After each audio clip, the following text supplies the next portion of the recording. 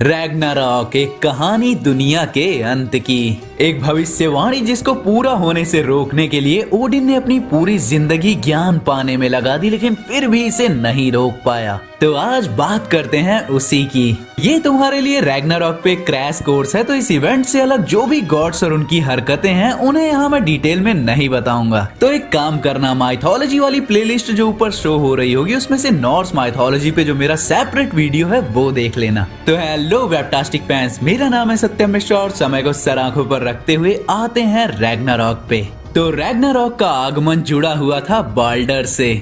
Odin और उसकी बीवी फ्रिग का बेटा बाल्डर जाना जाता है अपनी दया, अपनी खूबसूरती और हमेशा खुश रहने के लिए। बाल्डर अकेला ऐसा गॉड था जिसे कोई भी हेट नहीं करता था, पर अचानक बाल्डर को बुरे सपने आने लगे कि कुछ तो बुरा होने वाला है। तो ओडिन अपने बेटे को संभालता हुआ अपना रूप बदल के अंडरवर्ल्ड में जाता है इस चीज का पता लगाने, पर वो वहाँ पाता है कि कोई अंधेरा, कोई लड़ाई कुछ नहीं है, बल्कि सब लोग तो खुशी मना रहे थे। तब उसे पता चलता है कि असल में अंडरवर्ल्ड में तैयारी हो रही थी सबसे महान इंसान के आने की, और वो महान इंसान था बाल्डर। ओडिन अपने बेटे की आने वाली मौत की खबर सुन के डर जाता है और वो वापस अपने घर भागता है। सारे गॉड्स चिंता में आ गए थे क्योंकि बाल्डर अकेला था जिसको कोई भी मरते हुए नहीं देखना चाहते थे।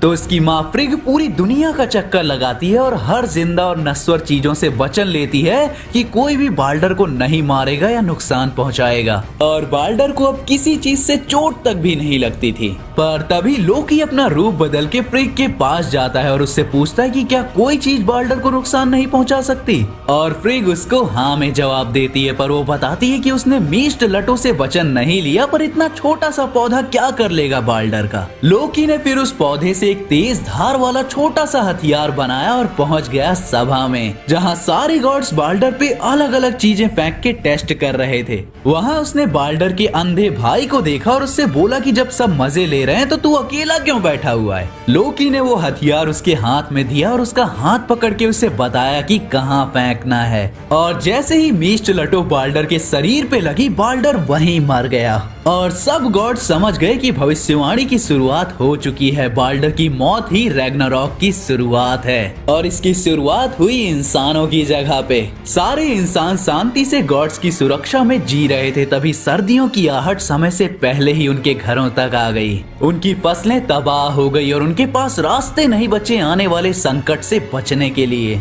उन्होंने सोचा कि ये सर्दियां तो जल्दी निकल जाएंगी, लेकिन बर्फ के ऊपर बर्फ जमती रही और कोई गर्मी का मौसम नहीं आया। 3 लगातार कड़ाके की सर्दियां, जिसे फिम्बल विंटर भी कहते हैं, उन्होंने दुनिया को घेर लिया था। जब लोगों के पास खाना खत्म हो गया तो वो आपस में लड़ने लगे बची कुची चीजों के लिए, और परिवार एक दूसरे के खून में नहाने लगे। उधर हेटी और स्कल 2 भेड़िए जो सूरज और चांद का पीछा करते थे ताकि किसी दिन वो उन्हें खा लें, और इसी वजह से दिन और रात का चक्कर चलता था। पर फिम्बल विंटर के बाद अंधेरे का आगमन होना ही था, और फाइनली दोनों भेड़ियों ने सूरज और चांद दोनों देवताओं को निगल लिया, और बिना उनके दुनिया में बस अंधेरा बच गया।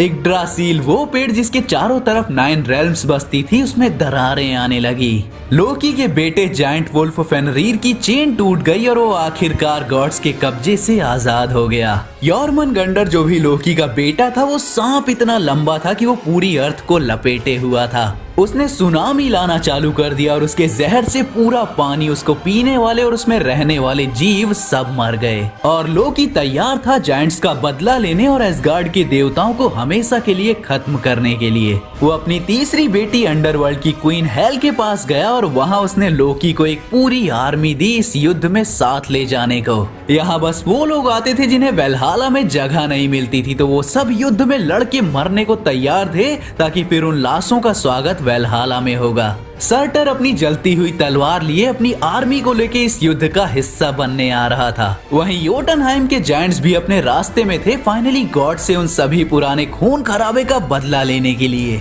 हेमडाल ने अपना हॉर्न बजाया, जिसकी आवाज पूरे संसार ने सुनी और हर कोई जान गया था कि अंत की शुरुआत हो चुकी है। पर ये सीर गॉड्स, स्पेशली ओडिन, जो इस दिन को कभी नहीं देखना चाहता था, हमेशा रैग्नारॉक को टालने का तरीका ढूंढता था, वो भी जानता था कि अब कुछ बदल नहीं सकता। तो उसने वेल्हाला के दरवाजे खोल दिए। योद्धा, गॉड्स, वेल्कायरीज जो युद्ध में हारे थे, वो अपनी जिंदगी और अपनी मौत का सबसे बड़ा युद्ध लड़ने को तैयार थे। हर कोई जो हथियार उठा सकता, किसी पे वार करने जितनी ताकत रखता था, आज वो युद्ध के मैदान में खड़ा था। सबके अंदर डर था कि आज वो जीत पाएंगे भी या नहीं। ओडिन चाहे स्मार्टेस्ट गॉड हो जो किसी को भी अपने छलावे में ले सकता था, पर लोकी जो उसका ब्लड ब्रदर था, जिसने उसकी मदद भी की थी, आज उसके ऊपर हमला करने के लिए तैयार था। इतने सालों तक साथ रहने के बाद भी ओडिन उसको अपनी तरफ नहीं कर पाया।